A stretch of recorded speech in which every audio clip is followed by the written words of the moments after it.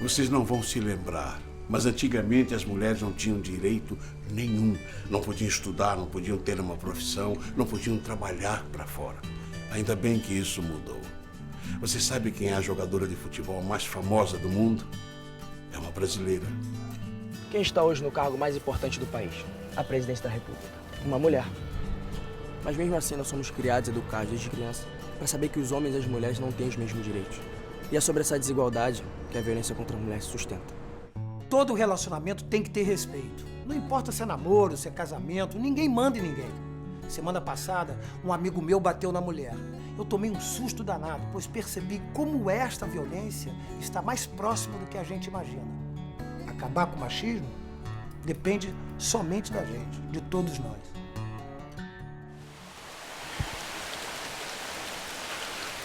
Ontem eu me aborreci de novo com o Nivaldo. Mas por que, Clô? Ah, ele tá mudando. Mudando? É, tá diferente de quando a gente se conheceu. Como é que é isso, mulher? É assim, Gil. Ele gostava de me ver bonita, ajeitada, adorava quando eu me pintava. E eu me arrumava pra ele me achar bonita, né?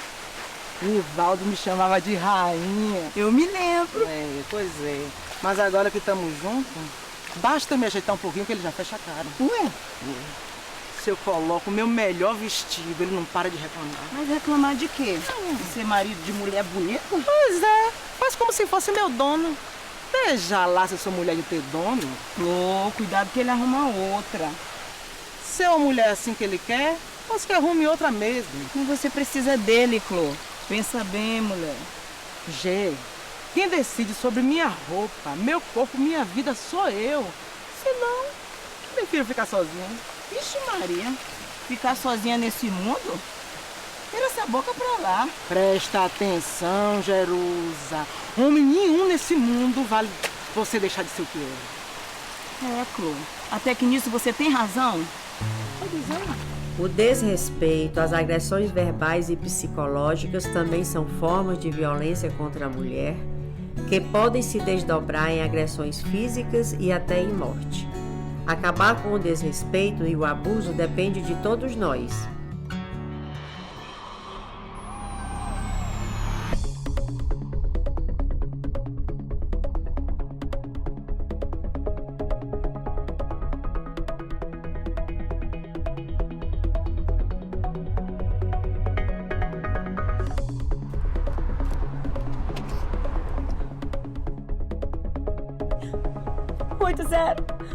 Eu preciso de ajuda. A violência contra a mulher é todo ato que cause morte, dano ou sofrimento físico, sexual ou psicológico em casa ou na rua. No Brasil, uma mulher é assassinada a cada 2 horas. Os agressores normalmente são os namorados, maridos, parceiros ou ex-amores. Muitas mulheres já enfrentaram a violência e lutam pelos seus direitos. Mudar esta cruel realidade é dever de todos nós. Eu sou Maria da Penha. A Lei 11.340 leva o meu nome porque eu também fui vítima de violência doméstica, como muitas mulheres no nosso país. O tema em questão hoje é os 16 dias de ativismo pelo fim da violência contra a mulher. Nossa convidada é a coordenadora do Centro de Referência e Atendimento à Mulher, Drica Madeira. Muito bem-vinda. Obrigada. Os índices ainda são muito altos de violência contra a mulher, mesmo com todas as conquistas, a entrada no mercado de trabalho, a emancipação. O que explica esse número crescente de violência? Bom, Fátima, primeiro eu queria ter uma única explicação, porque realmente é uma pergunta que intriga todo mundo que trabalha com a pauta da violência, não só na defesa dos direitos da mulher, mas as pessoas que estudam o assunto e como você que estão interessadas em divulgar e difundir informação. Eu tenho uma crença, talvez eu possa dizer assim, de que a violência ela é um fenômeno que está numa ordem cultural. E eu acho que as transformações culturais elas são lentas e graduais. Acho que isso tudo que você citou, a emancipação da mulher, a participação no mercado de trabalho, né, a própria Lei Maria da Penha, são passos rumo a uma nova cultura. Mas essa cultura está inserida dentro de um universo, uma sociedade patriarcal e machista, na qual nós estamos inseridas. E aí a tendência da reprodução desse comportamento patriarcal e machista, onde a nossa norma, a gente chama de heteronorma, né? É o homem branco, hétero, e aí é a cultura do macho mesmo. Eu acho que essa modificação ela é lenta. E eu acho que é ela a grande dificuldade para o enfrentamento à violência hoje. Eu acho que os nossos números não descem porque a gente tem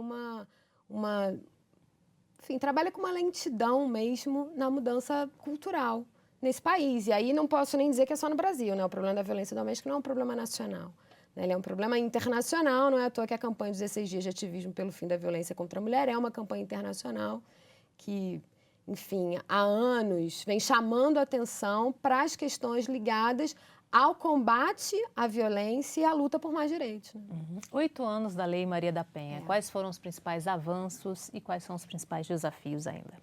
Bom, eu acho que na cota dos avanços a gente pode colocar que as mulheres hoje estão mais socializadas com as políticas em sua defesa. Eu acho que desde 95, com a Lei 9.099, as mulheres de alguma maneira se sentiram amparadas pelo Estado brasileiro quando iam buscar ajuda na delegacia numa situação de violência. Mas esse amparo foi se transvestindo em desamparo quando elas começaram a perceber que a violência tinha um preço, e era o preço de quantas cestas básicas o juiz quisesse dar, né? E aí, para aquele agressor pagar como punição a um crime de violência praticado contra a sua mulher normalmente. Então, eu acho que a lei vem primeiro para tirar essa mágoa que as mulheres tiveram do tratamento meio deformado do que dizia respeito à violência contra as mulheres. Porque era assim, você sofria uma violência, pensando numa questão da lesão corporal, por exemplo, leve, você sofria uma violência e essa violência era quantificada em dinheiro, em espécie, e esse dinheiro era tirado da sua própria família. Então, de alguma maneira, tinha uma incongruência. A Lei Maria da Penha vem dizer, não dá para pagar. Né? E aí, se não dá para pagar, ela criminaliza a conduta da violência. E quando ela criminaliza, a forma de pagar uma violência cometida vai ser com pena privativa de liberdade.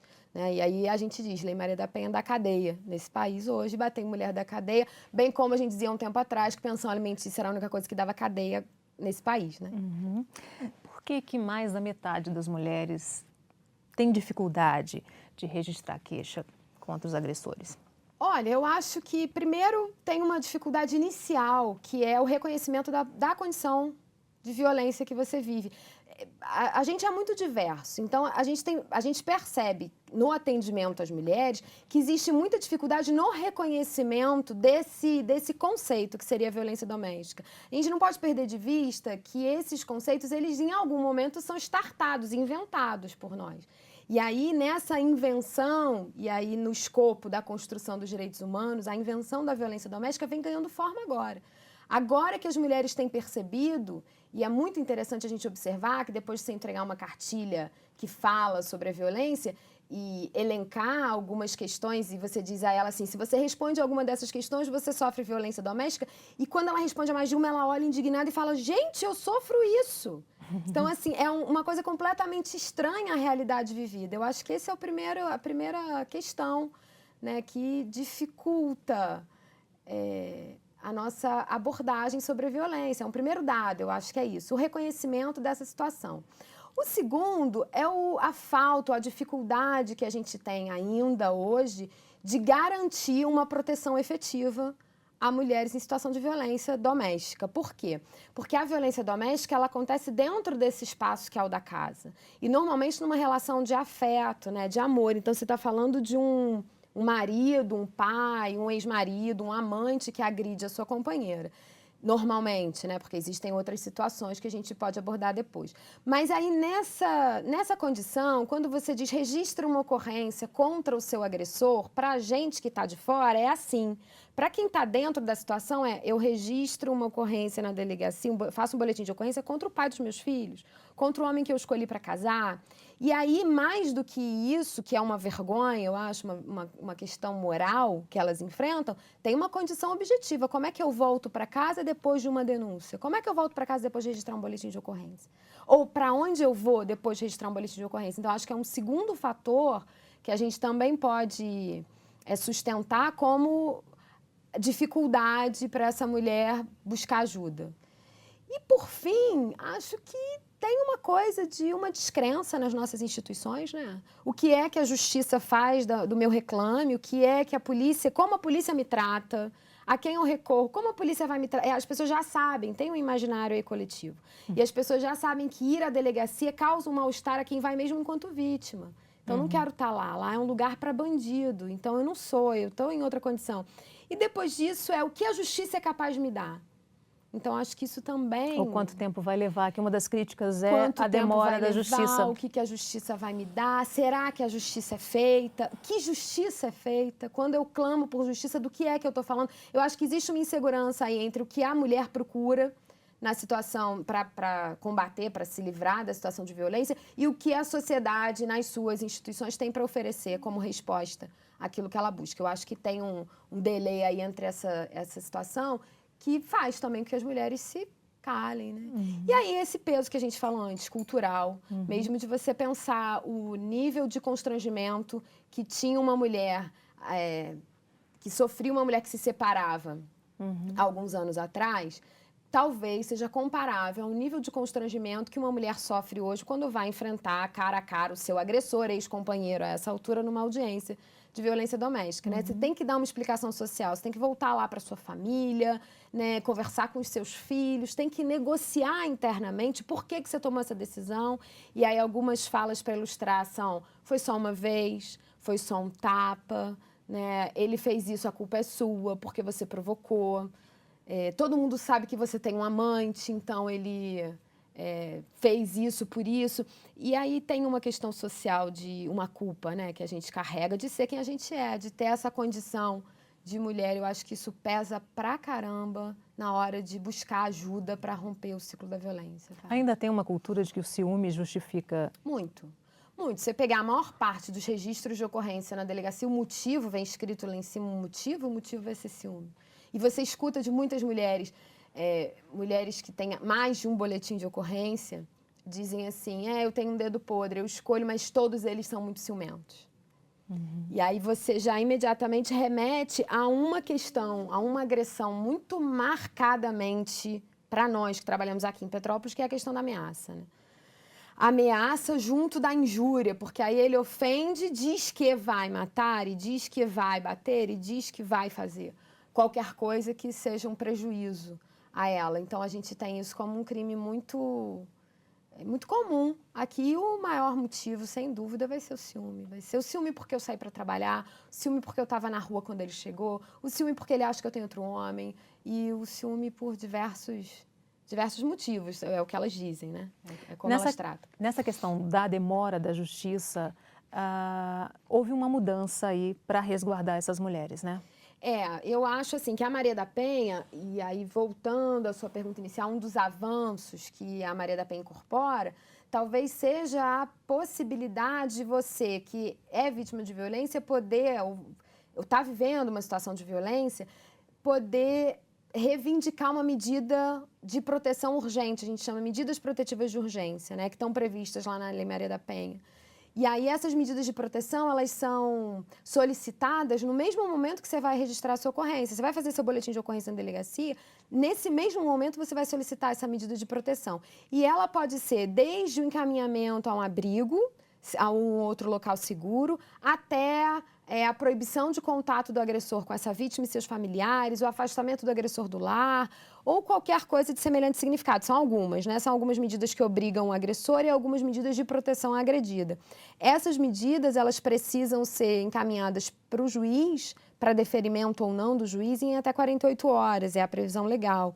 E o juiz tem mais 48 horas para deferir ou não essa medida. Depois de deferida, esse agressor e essa mulher serão intimados, né? Vão tomar ciência do que a justiça resolveu acerca desse primeiro pedido dela, que foi uma medida de proteção. E eu acho que é nesse primeiro pedido, na medida de proteção, que a gente tem observado que as mulheres se seguram para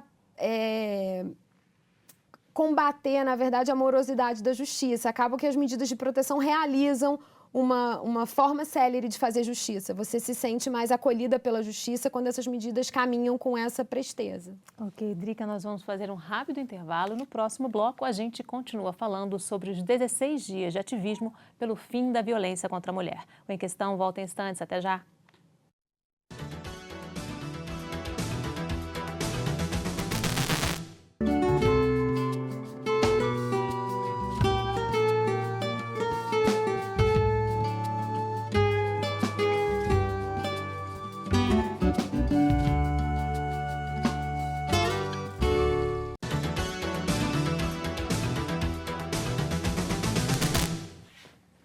O Em Questão está de volta falando sobre os 16 dias de ativismo pelo fim da violência contra a mulher. A nossa convidada é a coordenadora do Centro de Referência e Atendimento à Mulher, Drica Madeira.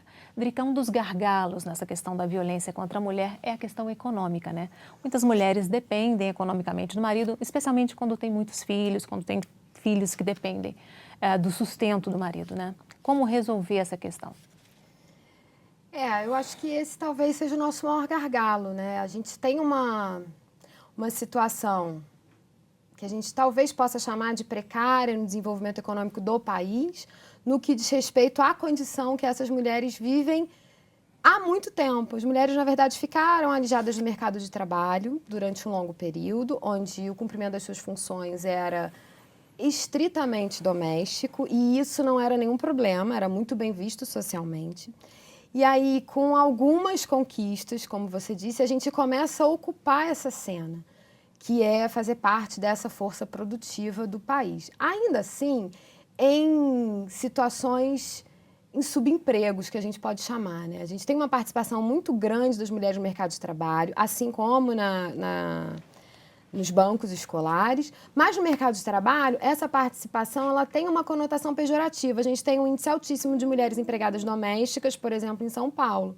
Um índice que chama a atenção. As mulheres fazem parte do cenário na composição do mercado de trabalho, mas nesse cenário do subemprego, porque a gente está falando de um emprego que, às vezes, nem sempre vai ter carteira assinada. Se tiver carteira assinada, não tem a segurança dos seus direitos não são assegurados, porque aí... enfim, existem questões entre patrão e empregado que desregulamentam essas funções. E mesmo nos empregos com nível superior, já que as mulheres têm essa condição, né? Nos empregos com nível superior, a gente não tem, não é em todos, mas em alguns e talvez uma boa parte, a gente não tem equiparação salarial. Não, né? A gente na média, 63% a menos que as mulheres recebem. A gente costuma dizer que existe uma condição hoje, quando a gente avalia equiparação salarial, que é muito triste para as mulheres, em especial para as mulheres negras, porque, em primeiro lugar, ficam os homens brancos, depois os homens negros, depois as mulheres brancas e, por fim, as mulheres negras. Então, tem um recorte aí de gênero, raça e etnia que subjuga as mulheres nessa condição do mercado de trabalho. E, de fato, isso é um fator, é um dos fatores que mantém a mulher na condição de vítima de violência. Ela vive uma situação de violência porque não quer abrir mão de morar naquela casa com seus filhos, por exemplo, e sabe que se sair daquela condição, a primeira cena a ser modificada é a casa que ela mora, que na maior parte dos casos não é dela. O apoio a essa mulher, que depende economicamente do marido, deveria ser um pouco diferenciado, ela deveria ter uma infraestrutura que não existe mais hoje adequada, ainda, né? Eu acho que ela podia... A gente precisa pensar alternativas que, além de qualificarem a mulher para o mercado de trabalho, possibilitem as mulheres de pensarem as suas vidas fora da situação de violência de maneira digna. Porque a maior dificuldade é você falar, existe uma indignidade em vivenciar a violência e para muitas delas a indignidade maior é não ter a segurança do financiamento dos filhos, por exemplo, com o rompimento da situação de violência. Então, o que a gente precisa pensar é que garantir a dignidade no acesso ao trabalho, emprego, na questão da distribuição da renda e ainda na infraestrutura que você tem que ter para o mercado abraçar essa mulher, por exemplo, programa de planejamento familiar, a questão das creches. As creches, né? Para ela poder trabalhar, ela tem que ficar tranquila em relação aos filhos, né? Eu acho que a gente não enfrenta, não é mais ou somente um problema de vagas quando a gente fala de rede pública, mas a gente enfrenta um problema de entendimento de horário, por exemplo. As empresas trabalham de 7 às 5, de 7 às 6, de 8 às 7, e as mulheres que saem de uma empresa supostamente às 6 horas da tarde vão precisar de pelo menos 1 hora para chegar até a creche do seu filho. E essa hora a creche já está fechada e a professora não tem a menor obrigação de ficar com o seu filho depois do horário, porque ela também é uma trabalhadora e ela também tem os filhos dela que devem estar em outro lugar ou com alguém sendo cuidados em casa. Então, a gente tem algumas preocupações que tangenciam a situação de violência que nem sempre estão no centro da discussão, mas que seriam fundamentais para a reversão desse quadro. Certamente, se as mulheres tivessem uma garantia de que eu saindo dessa casa, eu tenho aonde morar, eu tenho um emprego e eu tenho onde deixar meus filhos, eu acho que a situação de violência seria rompida com maior facilidade. A gente não sabe ainda como essas coisas vão se equilibrar, porque também é bom que a gente pense que a gente não está... Quando a gente fala em defesa e direito da mulher, a gente não está querendo criar uma condição especial para um sujeito especial, que é a mulher. A gente está querendo criar condições, através de políticas públicas, que garantam à mulher equiparação ao que é o homem hoje. Então, só para não ficar, né? Porque, de repente, as pessoas pensam assim, então tem que ter tudo especial para a mulher. Na verdade, é para a mulher e para o homem. Em muitas situações, os homens vivem com seus filhos, quando as mulheres se ausentam, morrem, vão embora, não querem mais aquela condição, e sofrem do mesmo problema dessas mulheres em relação ao emprego, por exemplo, quando tem que deixar os seus filhos numa creche. Eu acho que são discussões que estão dentro da situação da violência, mas não dizem só da mulher. Dizem da integralidade da família e da necessidade que a gente tem hoje nesse país, pelo menos, de discutir uma forma de amparar a família que dê mais resposta ou melhores respostas mais eficientes às situações apresentadas atualmente. Vamos falar então dos tipos de violência? A gente falou aí já de agressão, violência física, ameaça, mas existem outros tipos de violência muito comuns. Tem uma separação assim, Fátima, é bom a gente lembrar isso, porque a Lei Maria da Penha é como se fosse assim, um indicativo. Ela diz lá, como violência doméstica e familiar contra a mulher, entende-se qualquer ação ou omissão baseada no gênero, que cause dor, lesão corporal ou até a morte. Mas ela, quando vem dizer dos tipos, ela vai elencar lá violência psicológica, violência, e aí a gente pode abrir e dizer, violência psicológica é a mulher que vive numa situação de diminuição de autoestima permanente, né? Aquela mulher que tem um companheiro que todos os dias diz que a comida dela é muito ruim, que ela é muito burra, que ela não arranja um emprego porque ela é burra, ou que ela, enfim, ela é muito feia, por isso ela não conseguiria ninguém melhor do que ele, ou ninguém para além dele. Então, quando você tem essa diminuição da autoestima, a gente pode denominar de violência psicológica. A gente tem a violência moral, que é quando essa violência psicológica ganha a rua, né? E aí você está, de repente, na janela, esperando a vizinha passar, porque quer fazer algum comentário sobre alguma coisa, o marido vem chegando, subindo a ladeira e dizendo que mulher dele não fica na janela, porque mulher que fica na janela é mulher de vida fácil, mulher de vida fácil não pode ser a mulher dele, te colocando numa condição constrangedora socialmente, porque está todo mundo ali na rua vindo. A isso a gente chamaria de violência moral. A gente tem a violência patrimonial, e aí algumas pessoas, quando eu faço palestra, dizem, não, comigo não acontece, porque eu não tenho carro, não tenho casa, não tenho apartamento. Você diz, mas tem a geladeira que comprou em 10 vezes, tem a roupa, tem o documento, tem o cartão do banco, e aí sobre isso tudo vai incidir uma violência que é você me dá os seus documentos para sempre e eu guardo-os comigo. Na verdade, isso dependendo das circunstâncias, tem que ter uma certa delicadeza, senão as pessoas em casa ficam loucas. Isso acontece comigo, não é bem isso. Mas, assim, dependendo das circunstâncias, você está impedido de sair do Estado, sem documento. Né? Você não movimenta sua conta bancária, só com a minha autorização. Isso é uma violência patrimonial. Né? Esse é seu celular, eu não quero mais que você fale no celular. E aí joga o celular longe, fora. É seu celular, independente se você tenha pagado ou não, se ele tem uma nota fiscal no seu nome, ele é seu. E aí você está sofrendo um dano do seu patrimônio. Ela tem também a violência física, que para nós seria a mais fácil de ilustrar, e aí todas as campanhas que falam da violência doméstica vão mostrar aquela mulher de olho roxo, enfim, maquiada fisicamente. Essa é mais fácil de entender, de ver, de perceber, de denunciar. Concreta, né? Ela é muito concreta e quanto a ela a gente tem tido ações muito contundentes de todas as esferas, da polícia militar, polícia civil, do judiciário, todo mundo tem se mobilizado em relação a essa violência porque ela fica muito na nossa cara e ela constrange muito quem está próximo, né, de não fazer alguma coisa. E aí, por fim, você tem a violência sexual, né? São as violências previstas, os tipos de violência que a Maria da Penha vai elencar. A violência sexual, em alguma medida, ela é difícil de ser visualizada e entendida pelos serviços de atendimento, como o serviço que eu trabalho hoje, pelas delegacias, pelo judiciário, porque é muito difícil você identificar que um marido estupra uma mulher. E aí a sua própria mulher, né? Assim, você é casado e num casamento há um estupro. Como? Porque existe uma concepção de casamento onde, para a manutenção do casamento, a mulher deveria ceder aos caprichos do marido. E isso está na gente. Então, quando a mulher alega algum tipo de violência sexual, e hoje, mais comumente, o estupro, por parte do seu marido, é muito difícil, é um processo muito difícil para ela, primeiro, reconhecer isso, para ela explicitar isso, porque é muito dramático você imaginar que quem você escolhe para amar, aquele com quem você casou, é quem vai te obrigar a fazer alguma coisa contra a sua vontade, num âmbito tão, para nós, sacralizado, que é essa questão da sexualidade nossa. Quando a gente vai para a justiça ou para a delegacia, essas violências que eu disse agora, elas vão ganhar tipos penais. E aí você vai falar de vias de fato, de lesão corporal leve, grave, de homicídio, tentativa de homicídio, de ameaça, de injúria, de difamação e calúnia. Você vai falar daqueles tipos penais que já existiam. Então, a Lei Maria da Penha, ela não cria os tipos penais, eles já estão postos, eles já existiam antes. O que ela cria é essa circunstância. É talvez uma explicitação dos sentidos que essa violência tem quando ela acontece no âmbito doméstico e privado e contra a mulher especificamente.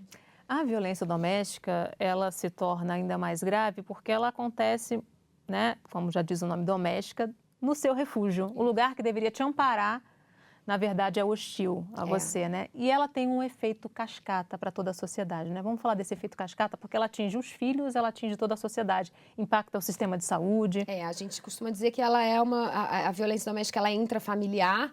Tem ontem mesmo a gente falava sobre isso, tem uma ilustração para a gente entender, quando a gente fala intrafamiliar, seria mais ou menos, o desenho seria o seguinte: um marido violento que agride a sua companheira, que por consequência vai agredir seu filho, que por consequência agride seu cachorro. E isso seria um ciclo dentro da própria casa que se repetiria, causando um complicador social que está onde? Essa criança que viveu sob a situação de violência durante a sua infância e a sua adolescência, muito possivelmente vai reproduzir esse padrão de comportamento. Com quem? Com o seu filho, a sua filha, que não viveu a mesma situação. E aí a gente fala da perpetuação dessa violência.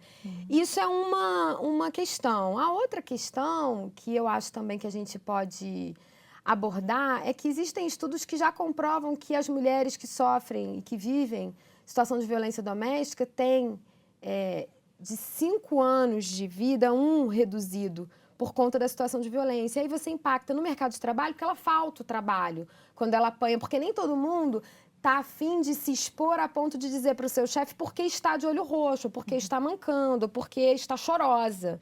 E aí, como as pessoas não querem se expor, elas faltam trabalho. Então, você tem um impacto aí social muito maior do que a agressão ali no âmbito da família. A outra questão seria essa do sistema de saúde, quando a gente pensa que, primeiro, as mulheres adoecem mais, as mulheres que apanham, e aí é óbvio, se você fala das doenças desse século, de depressão, síndrome do pânico, por aí vai, a gente começa a fazer ligações que mulheres que vivem sob o estatuto da violência doméstica no âmbito psicológico são mulheres que estão dando prejuízo, né, à saúde pública desse país, quando precisam ser medicalizadas, estão muito nervosas, e aí por isso descontam nos seus filhos a agressão sofrida, agredindo ou não, né, agredindo ou negligenciando, de alguma forma isso volta para aquela sociedade familiar. E aí a gente começa a perceber que rever alguns conceitos e divulgar e difundir mais informações sobre o que é a violência e combater pode modificar a pauta do sistema de saúde, pode modificar o gasto com a saúde da mulher hoje, pode promover em alguma medida outras profissões, e a gente tem discutido muito, tais como psicólogos, né? Acabam sendo promovidos a um estatuto de necessidade, porque as mulheres hoje querem ser ouvidas na sua condição de vítima de violência. Então, acho que são esses os impactos, efeito cascata, talvez a gente possa chamar dessa violência doméstica e familiar contra a mulher, que em princípio aconteceria no quarto, no refúgio do quarto, entre duas pessoas que se amam, e aí, de repente, no refúgio da casa, quando a gente quer ampliar para a relação de pai, mãe, cunhado, sobrinho, enfim, outras relações afetivas no âmbito familiar. Como é que funciona o CRAM, o Centro de Referência? Bom, a gente é uma estrutura prevista na Lei Maria da Penha, de atendimento multidisciplinar, e aí multidisciplinar porque trabalha com alguns profissionais, sendo esses psicólogas, assistentes sociais e advogadas. E aí a gente é um centro de orientação e acolhimento dessa mulher. O acolhimento acontece na escuta, e a gente se pretende como uma escuta qualificada, para que essa mulher tenha condição de ser referenciada naquele serviço, ela possa voltar para qualquer dúvida. Muitas mulheres procuram o CRAM antes de irem à delegacia, porque querem entender como essa forma o processo, o que eu faço na delegacia, depois que eu fizer aquilo, o que acontece, e a gente está lá para esclarecer essas coisas todas. Outras procuram depois que foram registrar a ocorrência, porque querem algum amparo ou emocional ou de uma ordem mais concreta, como, por exemplo, não posso voltar para minha casa, porque agora eu estive na delegacia, denunciei meu agressor. Quando chegar um chamamento a ele para ele ir à delegacia prestar o seu esclarecimento no inquérito, eu vou ter problema. E aí a gente precisa resguardar essa mulher, então o serviço também tem essa obrigatoriedade. E é um serviço que tenta olhar a mulher na sua integralidade, então a gente precisa estar em sintonia e negociação sempre com as outras secretarias de governo, porque a gente está ligado direto ao gabinete do prefeito, mas a gente precisa ter muito amparo, e a gente tem muito amparo, muito apoio da Secretaria de Trabalho, Assistência Social e Cidadania, da Secretaria de Saúde, e como articulador de política, a gente tem uma parceria sistemática com a educação na busca e perspectiva de uma intervenção mais objetiva no sistema educacional, porque a gente acredita que dessa forma a gente está modificando a cultura. Quais são os números do atendimento do CRAM hoje aqui em Petrópolis? Bom, a gente tem, em comparação ao ano passado foram mais ou menos 1.600 atendimentos durante o ano todo. Esse ano a gente já está agora, nessa altura, em 1.700, um pouquinho mais. Mas eu sempre digo, Fátima, que assim, levantar números sobre o atendimento das mulheres em situação de violência é sempre delicado, porque talvez eu hoje ainda não consiga precisar a vocês se as mulheres estão sofrendo mais violência. Eu tenho uma crença de que elas hoje identificam e reconhecem. Eu não acho que antes não tinha e agora tem. Eu acho que sempre teve e agora eu sei que tem. E aí eu vou lá porque eu não quero mais passar por essa situação, esse constrangimento, e eu estou disposta a romper esse ciclo. Eu acho que é mais ou menos por aí. Então a gente fala em números para as pessoas terem uma dimensão, mas eles certamente vão trazer outras questões que puramente não nos dizem muitas coisas. Ok, nós vamos fazer um pequeno intervalo e na volta continuamos a falar sobre os 16 dias de ativismo pelo fim da violência contra a mulher. O Em Questão volta em instantes, até já.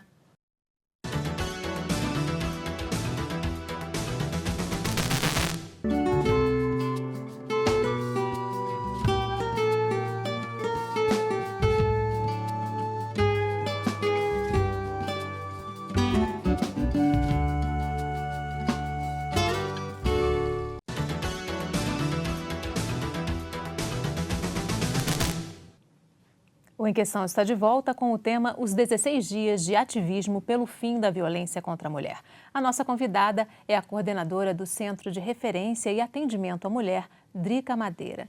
Drica, é possível identificar os primeiros sinais de que esse companheiro tem um comportamento agressivo que vai causar problemas no futuro nessa união? Bom, a gente às vezes brinca de adivinhar, mas tem algumas coisas, tem coisas que a nossa avó dizia, né? Que aí se a gente prestar um pouco de atenção, sempre tem razão, os mais velhos sempre têm razão. Tem, Fátima, a gente tem uma cartilha, inclusive, que fala um pouco sobre isso, né? Que faz essa abordagem. Eu acho que existem pessoas que dão sinais daquilo que potencialmente podem fazer. Isso não quer dizer que necessariamente farão, mas um homem muito ciumento, já existe aí um indício de pouca tolerância a uma convivência social dessa mulher. O homem é muito ciumento e não gosta que ela frequente determinados lugares. E aí você já fica com uma antena ligada. Existem situações e relações que começam pela... A condicionante é, agora que a gente casou, você não frequenta mais a casa da sua mãe, porque eu detesto aquele lugar. E aí, depois de não ir mais na casa da mãe... É um tipo de violência também, né? Apartar a pessoa. Né? Já é. Mas depois de não poder mais ir à casa da mãe, você já nessa altura já não tem mais amigo. E aí não pode mais ir na casa do fulano, são sinais de que você vai ficando só, né? E aí, quando a gente vai ficando só, a gente fica mais desamparado. E mais desamparado, a gente topa tudo. Pra não ficar só, porque ninguém quer ficar só. A gente é um animal gregário. A gente quer viver em sociedade, quer viver com o outro pelo outro.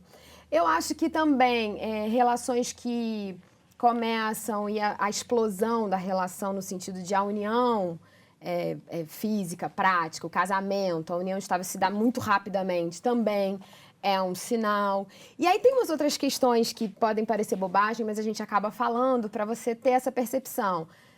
Normalmente, pessoas, é muito ruim ficar nessa condição de dizer que os homens que agridem animais ou crianças são homens mais violentos, isso você já vê quando você tem um namorado. Mas não são só homens, são pessoas, né? Pessoas que agridem animais e crianças têm um comportamento notoriamente mais violento.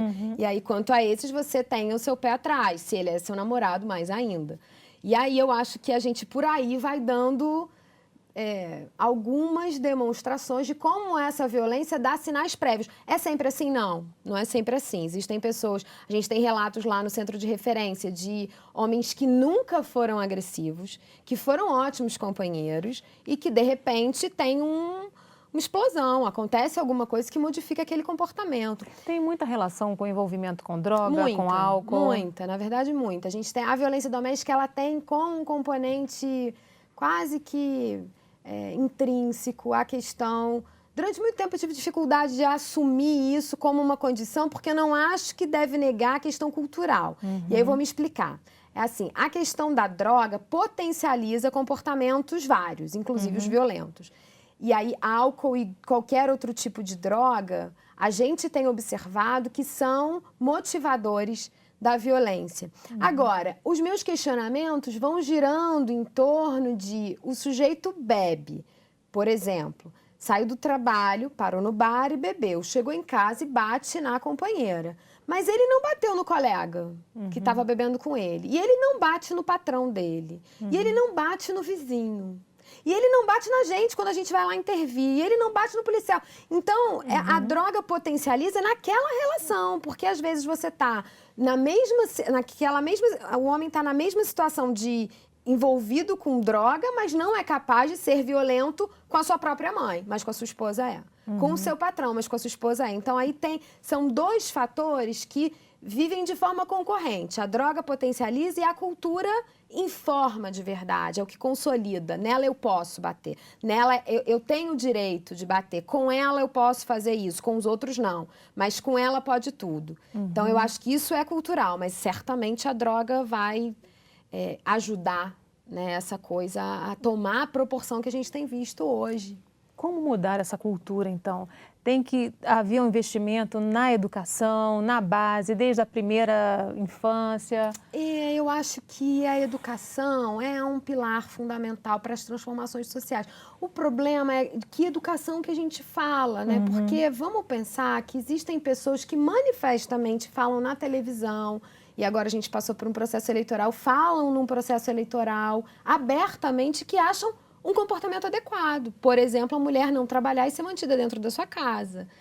E aí, se você pensa que a educação ela funciona de acordo com quem está no comando de um sistema que é a estrutura, a gente precisa pensar nessa superestrutura. Quando a gente fala de educação, não dá para falar somente da escola.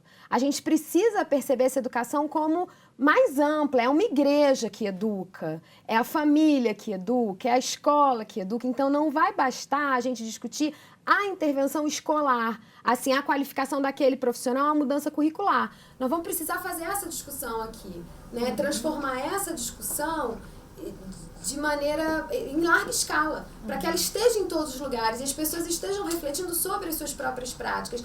É adequado bater? Não, não é. Em nenhuma circunstância, penso eu, que hoje a gente vai chegando a consensos mínimos de que não pode bater em criança, aí tem a lei da palmada, não pode bater em mulher, tem a lei Maria da Penha. Então, assim, a gente não é a favor da violência policial, então já tem legislação para evitar e para coibir a violência policial. Eu vou tendo a impressão que a gente já superou essa forma antiga de educar, né? Que seria para corrigir o erro eu puno. Mas a gente ainda é capaz de trabalhar e admitir uma cadeia que pune, né? Pune no mau sentido, não é pune no sentido de restringir só a liberdade. É pune no sentido de bater, de humilhar, de acabar com a dignidade daquele ser humano. Então, essas situações, elas são meio conflitivas. Eu acho que quando a gente fala em intervenção educacional, nós precisamos pensar nessa educação grande, essa cultural, essa discussão social precisa ser feita para a gente entender qual o momento que a gente está do mundo, o que o mundo espera desses seres humanos e quais são os seres humanos que a gente quer construir, que a gente quer ser num futuro para que ele seja livre de violência em qualquer uma, e já não é mais só contra a mulher. E aí os 16 dias de ativismo, eles falam disso. É uma campanha mobilizada e institucionalizada pelo movimento feminista, o movimento de mulheres, que sempre foi um movimento muito generoso, que nunca se preocupou com as suas próprias questões somente, muito pelo contrário. É um movimento que agregou sempre a pauta dos direitos humanos às questões ligadas à mulher. Então a gente consegue perceber aqui no Brasil, por exemplo, a gente, aos 16 dias, a campanha, a gente abarcou o 20 de novembro, que seria o Dia da Consciência Negra, nessa preocupação das mulheres. Então, acho que é nesse caráter que a gente precisa discutir a violência. A gente está dentro da campanha dos 16 dias de ativismo, a gente está falando da violência contra a mulher, a gente fez 8 anos esse ano de Lei Maria da Penha, mas as mulheres não querem um mundo livre da violência só por elas ou só para elas. Eu tenho certeza que as mulheres, eu e você e todas nós queremos e precisamos de um mundo sem violência para todos, inclusive para todos os homens, né? Eu acho que é mais ou menos isso que a gente busca, que a gente quer. Vamos falar um pouquinho mais da campanha então? Isso, vamos. Que aqui no Brasil vai além dos 16 dias? Isso, já tem algum tempo, a gente ampliou isso, e aí, como eu estava dizendo, o movimento de mulheres com essa preocupação da integralidade aí dos direitos humanos, traz para a campanha dos 16 dias de ativismo o 20 de novembro, que é o Dia da Consciência Negra. E aí, depois do 20, a gente tem o 25, que vai ser, para nós, uma data, para nós que eu digo do movimento de mulheres mesmo, uma data muito importante nessa agenda internacional de luta e combate e enfrentamento à violência contra a mulher. E aí é toda a violência, não só a violência doméstica, né, mas é um dia que você fala profundamente da questão da violência sexual, do tráfico de mulheres, e o Brasil tem dados alarmantes sobre a condição das nossas mulheres que são traficadas, e para nós isso é uma pauta muito cara. Então o 25 ele é uma data muito especial, muito provocativa, né, e provoca em nós muitas reflexões e muitos sentimentos acerca de que mundo queremos e desejamos, e como as mulheres devem e querem ser vistas nesse novo mundo que é sonhado por elas há tanto tempo. Aí, junto disso, e aí também nessa lógica, a gente vai ter o 1º de dezembro, que é o Dia Mundial de Combate à AIDS, e também é uma pauta cara para nós, porque a feminização da AIDS ela é alarmante no Brasil. Então, as mulheres, e aí que mulheres? São mulheres casadas que estão sendo vitimadas, que convivem hoje com HIV/AIDS, porque a gente não tem uma política de uso de preservativo dentro do casamento. Dentro do casamento. E numa condição machista mesmo. É difícil a negociação do uso do preservativo dentro do casamento. Quando você propõe ao seu companheiro, e aí a gente está falando, vamos pensar aqui, um companheiro de 5 anos, um companheiro de 10 anos. Você está vendo esse programa hoje. Aí hoje você se animou e falou, vou mudar a minha vida porque não quero isso pra mim. Vou entrar na campanha dessa forma. E aí você, na hora do jantar, vai propor a ele, a partir de hoje, eu só tenho relação sexual com você com camisinha. Como é que você explica essa condição pro seu companheiro? O que você quer dizer quando você diz que só transa de camisinha? O que é isso exatamente? Né? Isso tem muitas outras coisas. Na sociedade brasileira, isso traz muitas outras coisas. Você quer estar com outros homens, e aí por isso você quer usar a camisinha comigo, porque você pode estar trazendo um prejuízo para o lar, né, na forma de alguma doença.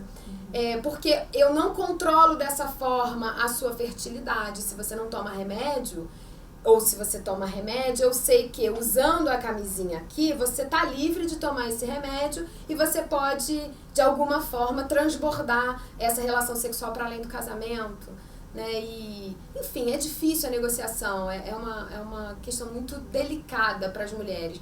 E é isso, a gente comemora no sentido de chamar atenção, né? Quando a gente fala que comemora a data, não é a gente comemora, a gente chama atenção para o evento. Depois disso, a gente tem o 6 de dezembro, que é uma campanha também que ficou aqui no Brasil, tem 2 anos que ela está muito famosa, que é Laço Branco, o Dia do Laço Branco, a gente chama aqui de campanha dos homens pelo fim da violência contra as mulheres. É que muitos atores... é possível, é imprescindível, na verdade, incorporar o homem nessa discussão, né? Exatamente. Não pode ser uma discussão só das mulheres, né? Isso, senão fica a parte, né? E a parte já é prejudicada. Se a gente ficar discutindo entre nós, a gente não consegue garantir as mudanças que a gente está propondo. Então, a gente precisa integrar essa sociedade. E se a sociedade é feita de homens e mulheres, são para eles e com eles que a gente vai ter que batalhar por essas mudanças. Então, o 6 de dezembro, ele traz essa marca. Tem muitos atores envolvidos para dar uma certa visibilidade. É uma campanha muito bonita, porque é uma campanha que toca muito os homens que, de alguma forma, vivenciaram violência doméstica quando viram as suas mães apanhando, ou quando veem as suas filhas num casamento que eles não gostariam. Então, a gente percebe que é uma campanha que toca muito os homens que se deparam, né? São cartazes bonitos, é uma campanha muito interessante, muito legal. Aqui em Petrópolis, cabe ressaltar que a gente tem uma lei municipal que foi sancionada ano passado e é uma lei que traz para o cenário local a importância de campanhas de combate à violência a partir dos homens. E aí foi uma sensibilidade mesmo do governo municipal, na figura do prefeito, Rubens Bom Tempo, e não posso deixar de dizer que a primeira-dama, secretária-chefe de gabinete, a Luciane Bom Tempo, é a presidente do Conselho Municipal de Direitos da Mulher. Então, ela esteve à frente da construção desse projeto, junto com todo o Conselho da Mulher, a construção da importância desse projeto de mobilizar os homens para essa pauta da violência, né? Para o governo municipal, isso é muito interessante e muito importante, é muito valioso ter sancionado uma lei que fala para nós dessa realidade, porque às vezes as leis ficam muito longe, né? Então, quando a gente tem uma local, a gente pode se amparar e se apegar nela para mobilizar as empresas, né? Para mobilizar quem está em nosso entorno, assim, mais próximo, dizer, é bem aqui, a lei é aqui, vamos comemorar aqui, pega você um cartaz, né? Vai você para a rede social com cartaz dizer que é contra a violência contra a mulher. E para fechar a campanha, a gente tem o 10 de dezembro, que é o Dia Internacional dos Direitos Humanos, que é isso, Fátima, é a marca das mulheres em defesa e luta pelos seus direitos. São direitos para todos, né? Não são direitos só para uma parte. As mulheres lutam e batalham para humanidade, garantirem que a humanidade seja considerada uma, né? E não diversa no sentido de desrespeitosamente diversa. Né? Não é porque eu sou mulher que eu preciso de uma condição, de um tratamento diferente. A gente precisa ver como é que a gente inclui, como é que a gente torna mais igual esse mundo de homens e mulheres. E a campanha, eu acho que ela diz isso. Os 16 dias de ativismo, eles trazem isso para a discussão, para o cenário. A violência é uma pauta que a gente reivindica há muitos anos, porque é uma pauta muito difícil de transformar. Mas a gente venceu, a gente vota, a gente trabalha, a gente dirige, a gente pode ser votada, a gente pode parir ou não parir, né? A gente já tem condição de fazer muitas escolhas que eram negadas. A gente pode separar, antes não podia. Então, tem muitas escolhas que hoje a gente faz que há muito pouquinho tempo atrás não eram possíveis de serem feitas. É por isso que eu acho que o enfrentamento à violência inspira algumas pessoas a lutarem pelo fim mesmo, né? Entendendo que mesmo na nossa sociedade que é conflitiva e o conflito é inerente a ela, a violência precisa ser sanada e acabada, né, de uma vez por todas, para que a gente não precise ficar voltando a essas feridas que se abrem sistematicamente com pesquisas que apontam números que aumentam em mulheres que são vitimadas ou crianças ou qualquer outro segmento social que seja considerado minoria, apesar de não estar entre um dos menores da sociedade. Para terminar, vamos falar dos serviços que existem aí para orientar essa mulher. Tem o 180, né? Isso. O 80 é um serviço nacional de atendimento. Você pode ligar de qualquer lugar, de celular não. Você pode ligar de qualquer telefone fixo para o 180, de qualquer lugar do país que você tiver, você vai ser atendida e acolhida. Qual a sua demanda? Eles vão tentar te situar, onde você está, quais são os serviços que tem, onde você pode se amparar, como é que você pode fazer uma abordagem na delegacia, como é que você vai falar do seu problema, como. Então, o 180 é esse serviço que esse ano ganhou uma amplitude maior, porque virou um serviço de fato de atendimento. A gente está construindo aqui no município com recursos federais, na verdade, num projeto que a gente inscreveu na Secretaria de Mulheres da Presidência do Governo Federal. A gente aqui inscreveu um projeto pedindo uma central telefônica local que amplie o serviço de atendimento, que possa atender a mulher que está mais longe, que tem maior dificuldade, ou ainda que está em cárcere privado, que tem alguma dificuldade de poder chegar até o serviço físico, que seria o Centro de Referência e Atendimento à Mulher. Na estrutura do combate e enfrentamento, a gente tem Centro de Referência e Atendimento à Mulher aqui em Petrópolis, e aí alguns no país. Na verdade, foi a política que mais avançou nos últimos 5 anos, foram os centros de referência. A gente tem delegacia de atendimento à mulher em alguns lugares, mas isso não significa que você tem algum prejuízo por na sua cidade não ter delegacia de atendimento à mulher. Aqui em Petrópolis a gente não tem, mas tem um núcleo de atendimento à mulher que funciona na 105 DP, de 8 às 5 da tarde. O que é esse núcleo? É um núcleo que atende a você, que é mulher, com inspetoras mulheres. Porque a delegacia da mulher parte dessa premissa, né, de que mulheres atendem melhor a mulheres ou entendem melhor o que as mulheres falam. A gente pode discutir isso em outro momento, nem sempre isso é dessa maneira que acontece. Além da delegacia, hoje a gente tem o CREAS, que é um serviço da Secretaria de Assistência Social. Em algumas cidades onde não tem CRAM, você vai procurar o CREAS. Aqui em Petrópolis a gente tem os dois, tem CRAM e tem CREAS.